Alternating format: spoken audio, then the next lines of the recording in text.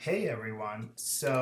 As we're continuing with typographic detail this week, and it's Saturday afternoon, and I'm recording this, being completely aware that tonight you are all going to be submitting a draft of your covers, your interiors, and your back covers of your publications, which we will then all critique this week, and then you submit your finals on Tuesday. So be aware of that. And also keep in mind that the homework for this week is to do some reading and select a subject matter topic that you're going to use for project number 2 and actually also for project number 3. So make sure you select something for the next project a subject matter that you really love or that you're interested in, that you would like to find out more about.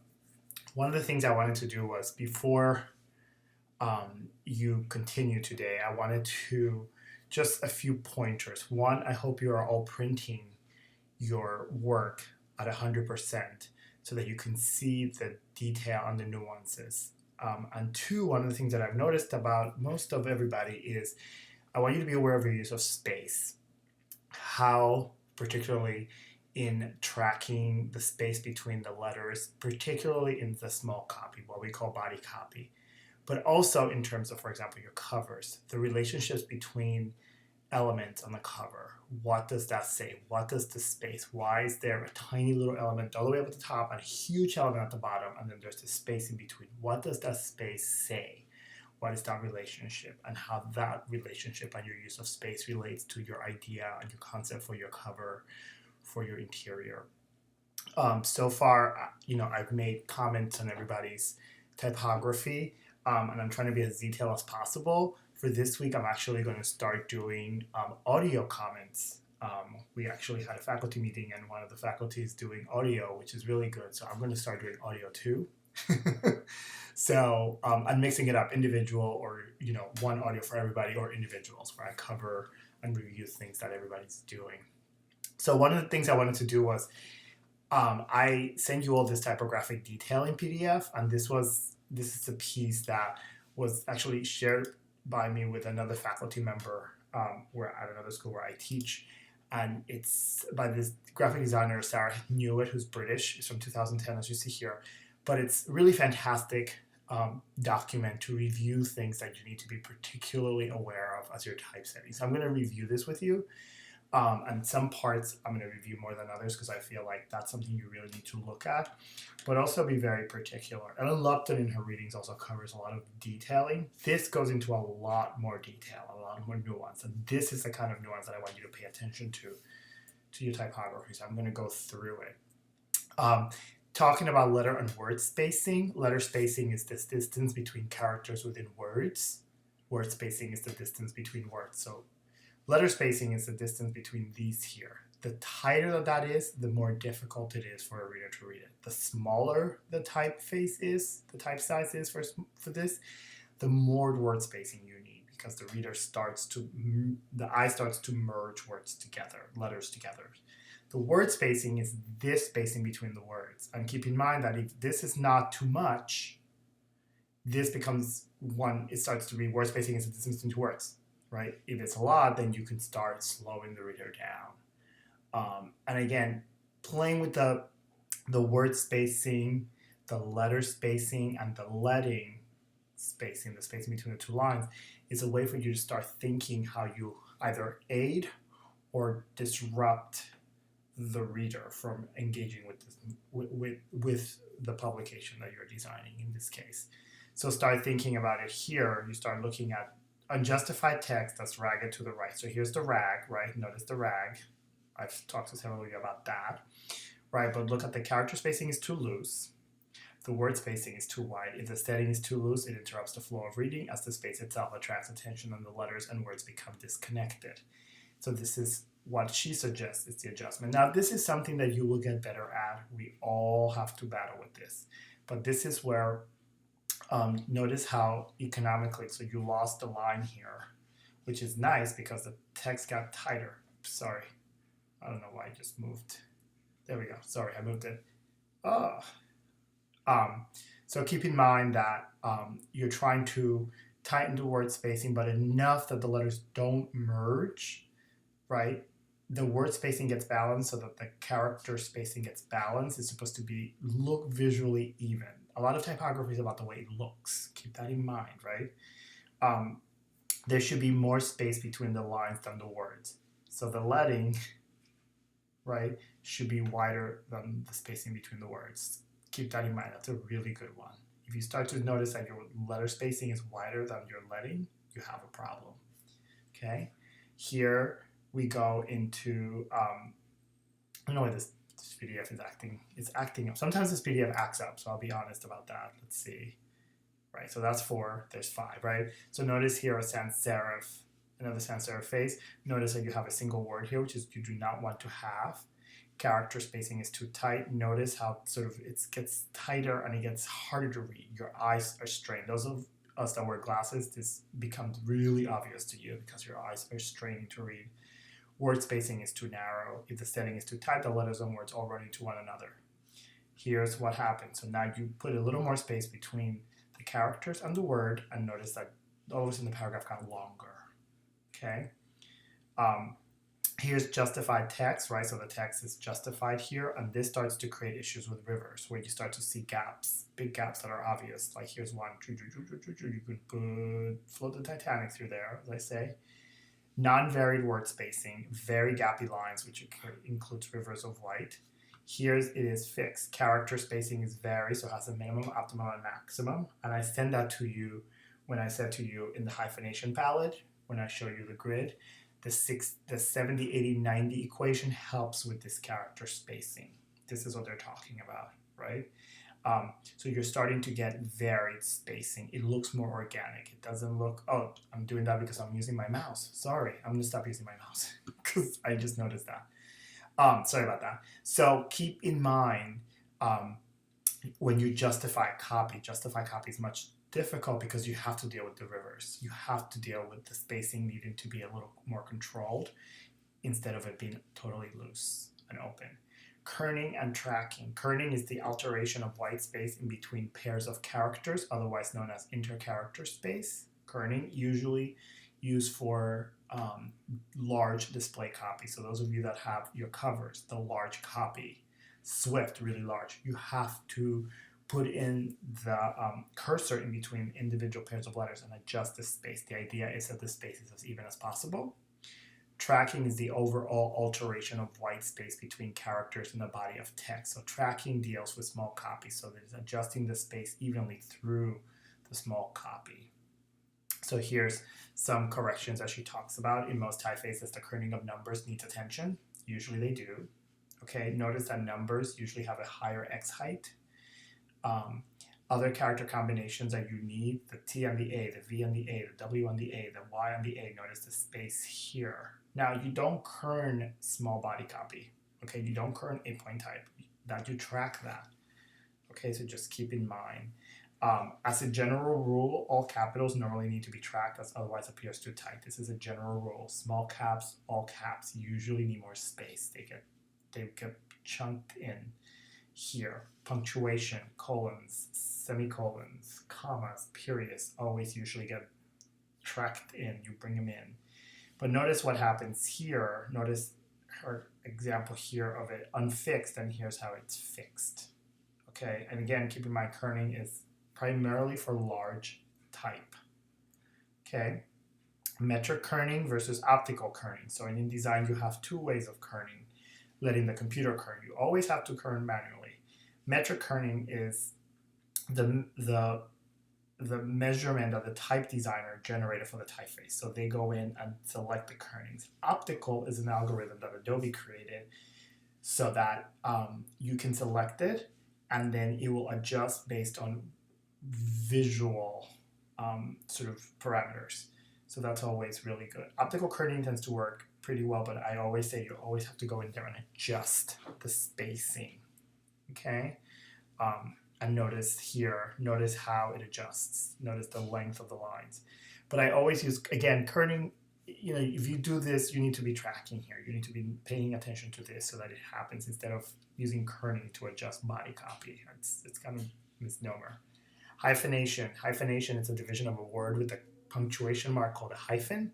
The hyphen joins connector words or is used to divide a word over two syllables. In between syllables across a line break, it is smaller than an end dash. And this is important, okay?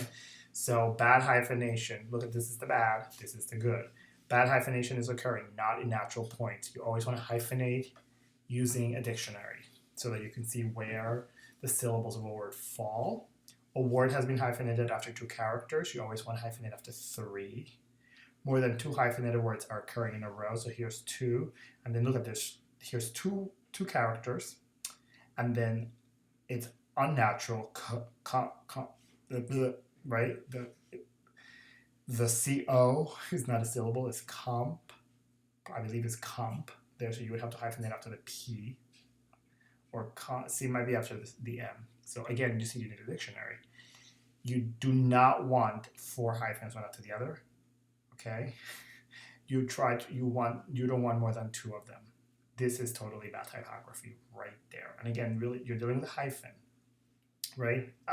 Sorry. Here we go. A word has been hyphenated that cannot be hyphenated. Stiffened, stiff. I'm not quite sure why she said that. That might be a British thing, but again, you rely to a dictionary. And if you're working with an editor, the editor will tell you.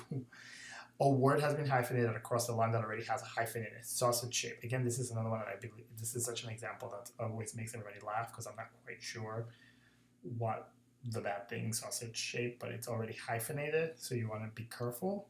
Sometimes, keep in mind that sometimes you have to let these go because you cannot necessarily edit the text to a point where you're like, oh, I want that word out because my hyphens. If there are a lot of word breaks and hyphenation in natural points, this will obstruct the reading. Keep that in mind. So you knock over some words, hyphenation can be avoided. So by knocking over, you mean you put your cursor, I'm just going to do it here as an example, click there on before the D, shift return, and you push it down. That is a soft return. Shift return, that's a soft return. If you hit return, it's a paragraph break. Okay, so we call it knocking over. And then also by slightly widening or narrowing the column with hyphenation can be avoided. Sometimes you cannot do that because that slightly widening and narrowing you may not be able to pull off, especially if you're doing a big publication. That you can't be adjusting the column width manually because you have to deal with rags and you have to deal with hyphenation and you have to deal with all sorts of things. You have to figure out how to really create systems that allow you to actually typeset within the structure, within the grid that you've established. Hyphenation general points, only hyphenate after and before 3 characters. Ideally, only 2 hyphens at the end of a line should follow in a row. Words should be broken in a natural break in accordance with the word breaking dictionary. The hyphenation of words beginning with a capital letter should be avoided. Avoid hyphenating a word at the end of the first line of text, and avoid hyphenating across columns or pages like this, skittering. That you want to avoid. That's too confusing to a reader, right? Widows and orphans. So a widow is the last line of a paragraph that falls at the beginning of the following page or column. An orphan is the first line of a paragraph that appears by itself as the last line on the page of a column. It can also be a single word that is on its own in the last line of a paragraph, so you want to avoid that, okay? So you don't want to do this, right? You don't want to do that. You want to avoid it. Sometimes you see artificial. I would there, in that case, knock over. Usually, you want at least 2 words. In the old days, used to be that you needed to fill the line of 2/3 of the line, which is not always possible, but I would knock down, put the cursor there, shift, return, artificial surbanity, bring it down. You would need to make some adjustments up here because you would notice that this text will start to get, the spacing will start to get clunky, and you may need to go individually on one line and just adjust spacing, okay? So you don't want to do this. You don't want to do this. You don't want to do this. You see the first line of the next paragraph is over here, and the next paragraph is on the next page, etc. Cool. Shaping of text. When taking over lines, one should do so with consideration to the visual appearance, but also the meaning and sense of words. So right here. So metaphors of the sea and human being. Metaphors of the sea and human meaning. Frames of reference, the progress of comics. That should be here. Notice. Unsustainable difference, unconditional possibility. See, this has no attention to meaning. This is considered the line endings, headings with considered line endings to sense of words. So think about it that way, right? Where you break. If you center text with no shaping. This is just literally put the cursor on it, click the little center, that's it. this is wrong. When you're centering text, you want to be considered so that the reader starts to realize that it's not justified text. It's actually centered for a particular reason, right? So you go short line, short line, or long line, short line, long line. So it's more obvious. It's more considered. Okay.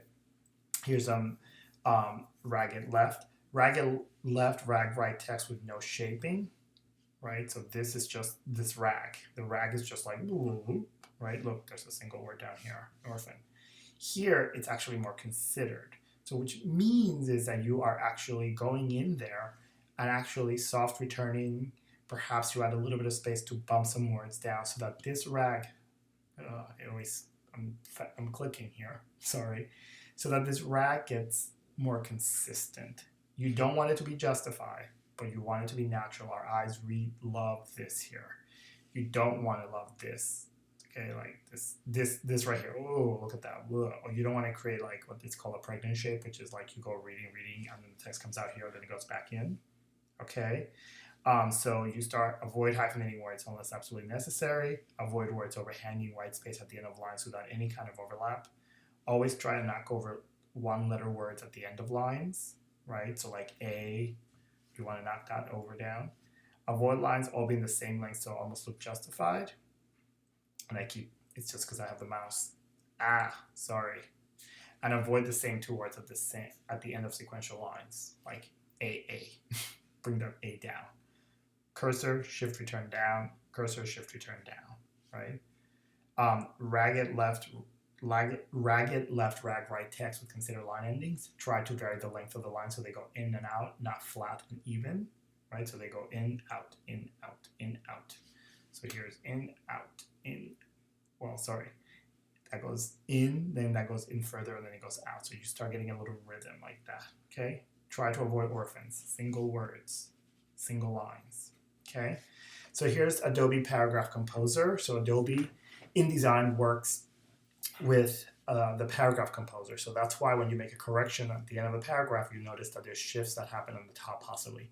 Because the Paragraph Composer is reading the entire paragraph and trying to help you set the entire paragraph in a way that it looks even, trying to get that even sort of even feeling to the whole paragraph. A lot of people would describe it as if you're mowing the lawn. If you've ever mowed a lawn, you're trying to get sort of this even sort of feel and even color. That's what you're doing here. If you go to the single line composer, that means you're working with line by line, which you do not want to do. You want to try as much as possible, especially if you're designing a book. You don't want to work line by line. You may need to go into a line to make adjustments so that you can, for example, I will bump this I down, click here, shift return, bring that down, right? But the Paragraph Composer tends to help you set the entire paragraph, right? And that's why your style sheets come into play, because you can start tweaking, for example, the tracking by 1 point, right? And it adjusts everything. So that's where that equation 70, 80, 90 comes into play, and you start to play with 71, 81, 91, right? Even.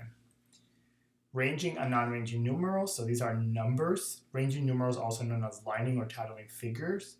As the name suggests, they are all the same height. Normally the height of a capital letter or slightly under. They were created originally for tabular matter, so you have tables.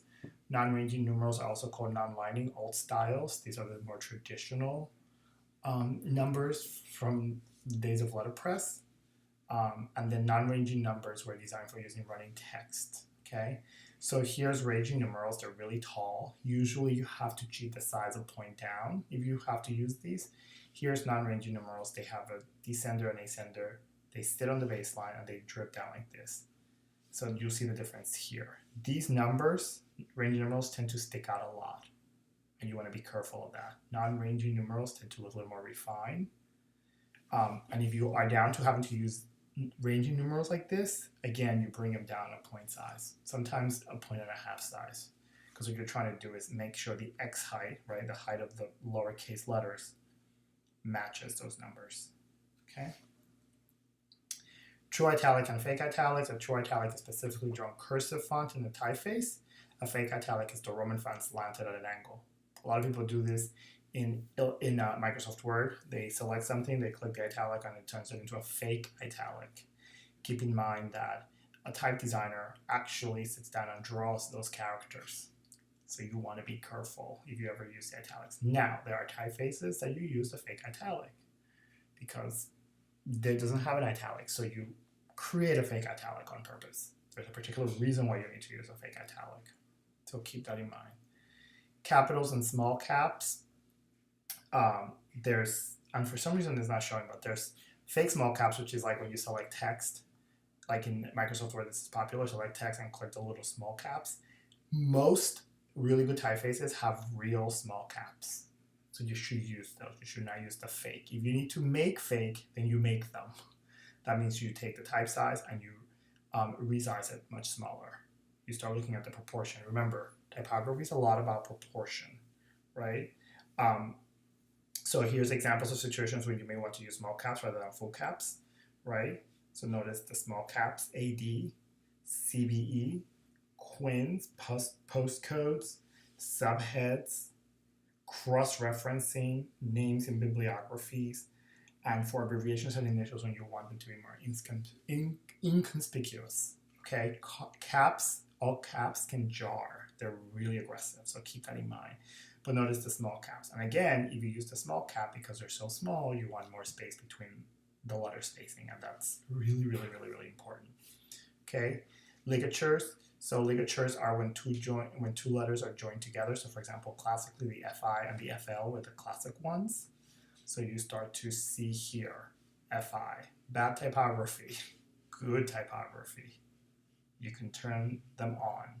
Most good typefaces these days have the ligatures turned on. In your style sheet, you can turn it on and turn them off. But this is what you want, right? We don't want the FI, the FL. There's several others, and some type designers have created more because it looks really beautiful. So you start to look at things. N dash and M dash, something really important. And I'm going to just jump to here. Okay, so you're going to be using an N dash whenever you're dealing with, and the way you do it is the option hyphen gives you the N dash, right? The width of a lowercase letter N. The M, which is the long one, is the width of a lowercase m. So you want to use it when you are numbers, lists, when you're saying from 1 to 6 p.m. from page 26 to 32, September through October. If an N dash is used to connect to things in a range of value, that there is no space it's needed on either side. But if it's used in a sentence to show a transition or change of thought, then a space must be used either side of the mark. Okay? Here is in the sentence, they are children, they wouldn't hurt a fly. There is no space on either side of the M dash. It directly connects to the words it falls between. So the M dash is usually used when you're creating this sentence structure. They are children, they wouldn't hurt a fly, right? They are children, they would hurt a fly. So if you use an M dash, because sometimes people get freaked out by the width, you create a space if you're using the M dash. If you're using the M dash, there is no space. And sometimes I would cheat in here. Put the cursor, cheat a little bit of space, okay? Half space, end space, M space, and double spaces. So this is all about creating spaces. If you need to generate space, here's a half space. This all comes from typewriters. The normal space here, the word spacing, the N space, which is the width of a letter N, and then the M space. Notice what starts to happen. Half space is a little tricky to read, right? Your icon just goes space, space. Here you start to open up space, space. Then you can argue that this is space, space, and then this is space, space. So start to be aware of what happens to the reading of the content if there's too much space in between words, in between letters, in between lines, if there's not enough space, if there's too much space, right? Apostrophe, quotation marks, foot and inch marks, and ellipses, okay? Here's dumb quotes. This is an inch mark. This is a foot mark. This is, you see this all over the place. People mess this up. Smart quotes are in sans serifs, usually they're angled like this. In serifs, they're usually curl like this, okay? Otherwise, you're ending up with inch and foot marks. The ellipses is not 3 periods, 1, 2, 3, but actually option colon gives you the ellipses. It's actually a punctuation mark. Okay, the spacing is different, so you want to be particularly careful with that. So here's some of her notes about it, right? So these are inch, foot, and inch marks. This is an apostrophe. Okay, this is not an inch, a foot mark. So keep that in mind. Okay, and there is some notes about that and what it is. Okay, so these are particular detail things that I want you to pay particular attention to as you're typesetting. But again, keep in mind that I want you to pay attention to how you're using space in your compositions and how that space is helping you to either speak to and or speak about the idea that you have created in these publications. So I'm looking forward to seeing what you're going to make, and then also looking forward to seeing Tuesday's finals after you make revisions. So I'm going to be doing crits of that work tomorrow, and I'll send it back to you as an audio clip, and then you can make corrections for Tuesday's final postings. Okay, so looking forward. Bye-bye.